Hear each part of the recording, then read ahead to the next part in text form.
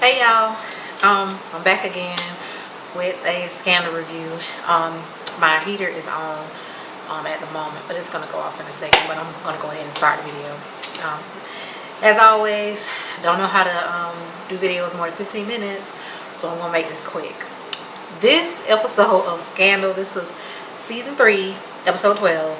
This episode has so much going on. So I have my little trusted note. Let's see.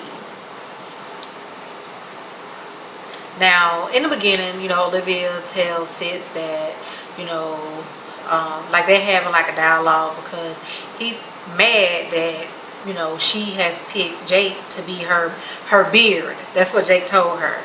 And I mean, I'm not gay or anything, but from what my understanding, if somebody is your beard, they're like your fake person, your cover up. So she tells him, well, I picked Jake because I picked him for me. I didn't pick him for you. I don't want to have whispers when I walk. I can't be on this campaign, and have people whispering about me. Which my other thing was, okay, but you are sleeping with the president. You have been sleeping with him since the campaign trail. So, I mean, but I guess I understand what she's saying. Like, in order to properly do her job. Oh, my nails are still the same, by the way. They're still the same.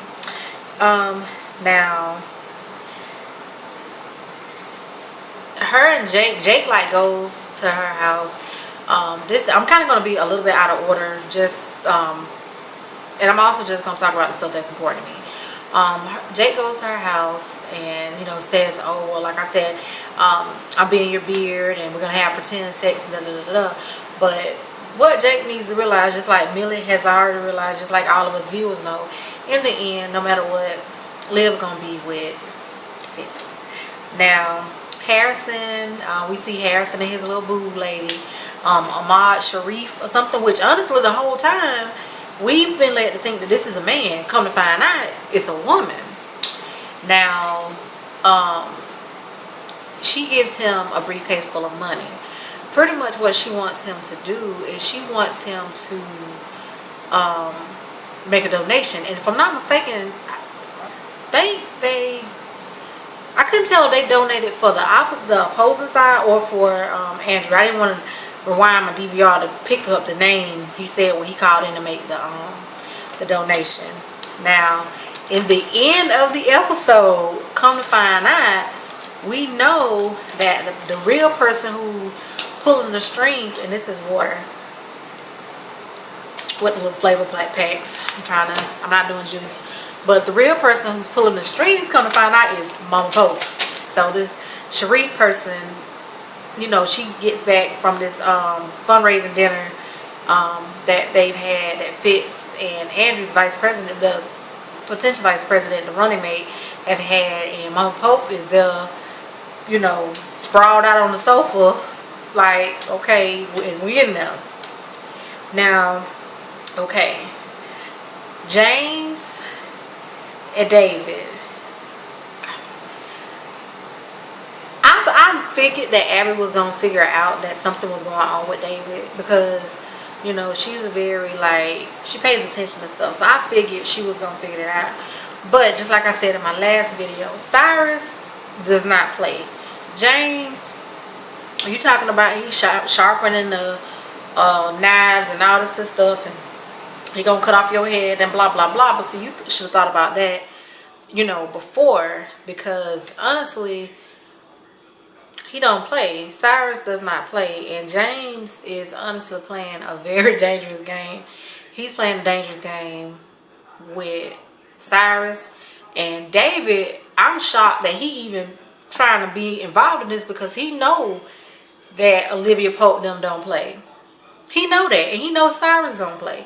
They already done chewed his behind up one time and spit him out.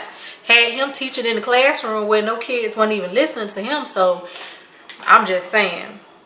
Now, sadly, she has this new, her fixer, her campaign manager, and who in the room but Mr. Super Oil Tycoon himself, Hollis.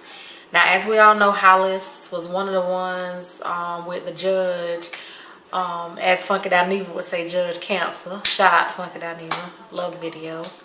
But Hollis, you know, he's one of the original ones who originally got Fitz in the White House. But Hollis is super, super dirty. He's also the one who set everything up to have Quinn on trial for murder.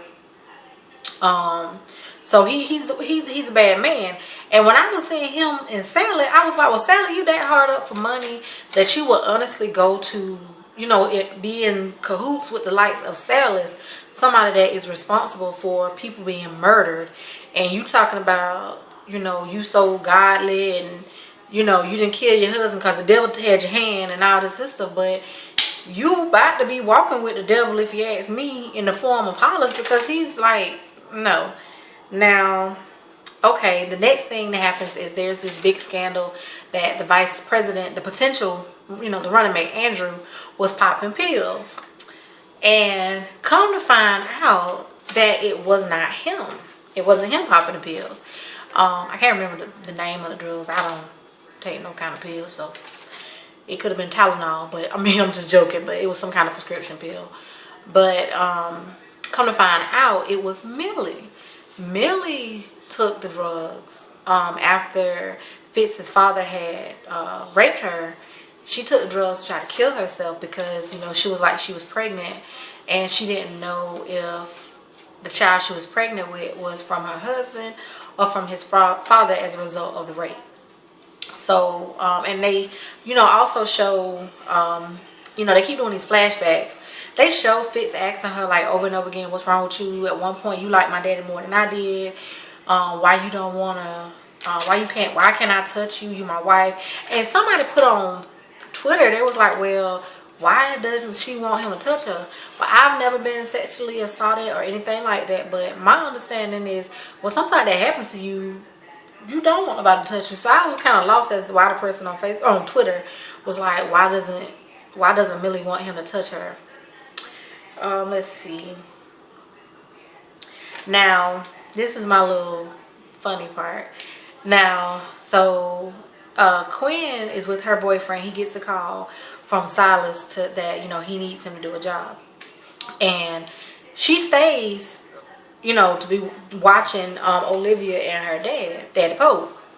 Now, the funniest thing is Olivia see her and go out to the Quinn car. And she's like, Quinn, this is not you. B613 is not where you want to be. Come home. Come back. Be a gladiator. Quinn say, nope. Hulk licked my face like I was a piece of meat, which he did. I was like, wow. But she's like, no, he licked my face like I was a piece of meat, and I just can't, you know, I can't come back.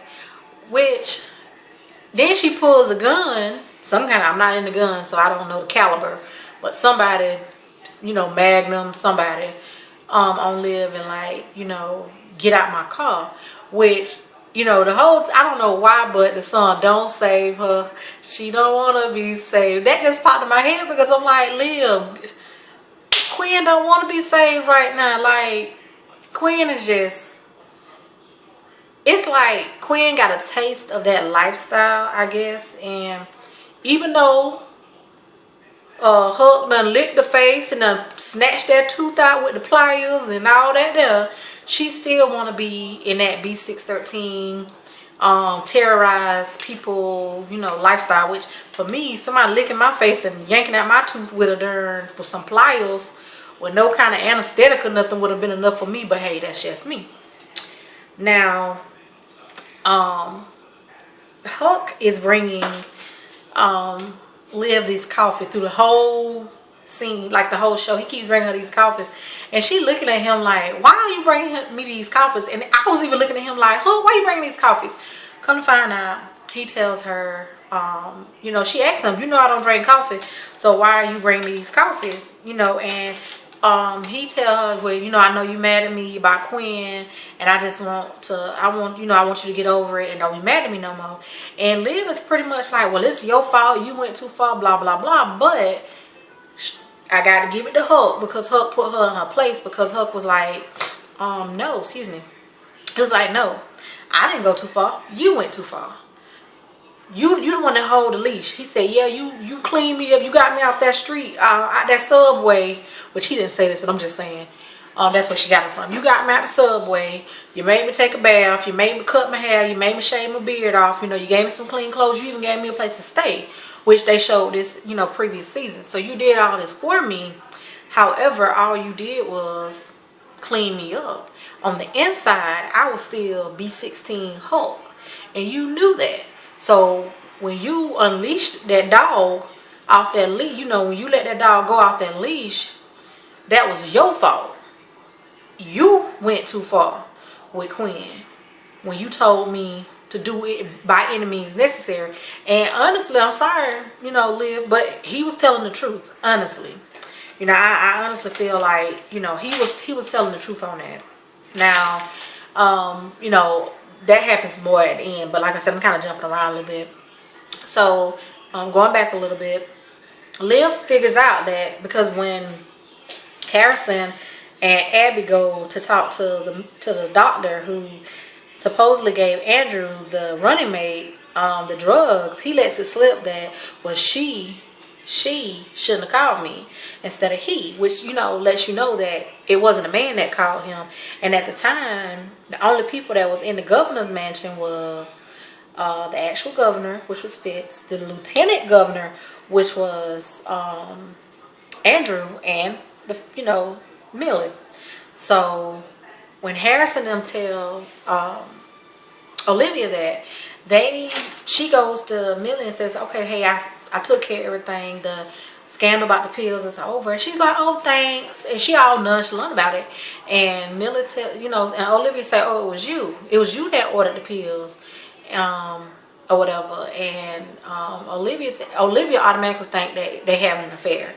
And I gotta say now, people was kind of giving it to Olivia this episode because Millie pretty much tell her like, oh, so you trying to say we the same? Now, honey, we're not the same. Yes, I was in a very dark place in my life, where she didn't tell her why. She didn't tell her about the rape or anything. But I was in a very dark place in my life. But unlike you, I chose to say no. I chose to keep my legs closed, which they do show her in the flashback where, you know, they didn't sleep together or anything. They did like have like some intimate moments as far as talking wise, but they didn't actually sleep together. Now, towards the end of this episode, she kisses him. So that's like, which I said it at the very end of my last episode, if they make it to this White House, which, I mean, if we all know Olivia Pope, she's going to do everything in her power to get us there. They make it to this White House, it's going to be the most messiest drama. It's just going to be so messy because it's going to be two affairs going on because Millie going to eventually start, you know, sleeping with him. Now, like I said, people was just pretty much giving Liv the business. Jake kind of gave her the business a little bit this episode when she called him for help. And he was like, I have better things to do than you and your family drama. Daddy Pope gave her the business when they was at their little dinner. And she was like, oh, I'm so worried about you and blah, blah, blah. And he's like, I know, do this work with everybody. You know me better than this. This little speech ain't gonna work.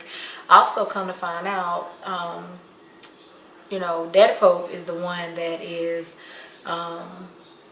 you know, giving Sally's, his little fixer man, he's the one that's giving him information and stuff. So, you know, because Daddy Pope doesn't say, he said in the last video, the last show that he's going to do everything in his power to make sure that they don't win. Which is odd to me that, why, I just thought about it, why is Mama Pope sending them, you know, having old girl donate money to fix them? That's, I don't know, that's kind of odd to me. Quinn looks like she is going to be working with B613 because she was able to hack into the cameras and let Jake know that Daddy Pope was meeting with Sally, her little campaign manager, which didn't nobody else know that but her. But this is my, you know, take on Scandal this week. This episode was very good. Next episode, they are pumping it up like it's gonna be the OMG moment of the season. They showed, you know, a couple of seasons ago when Fitz got shot in the head. So I'm very excited about next episode. But thank you for watching.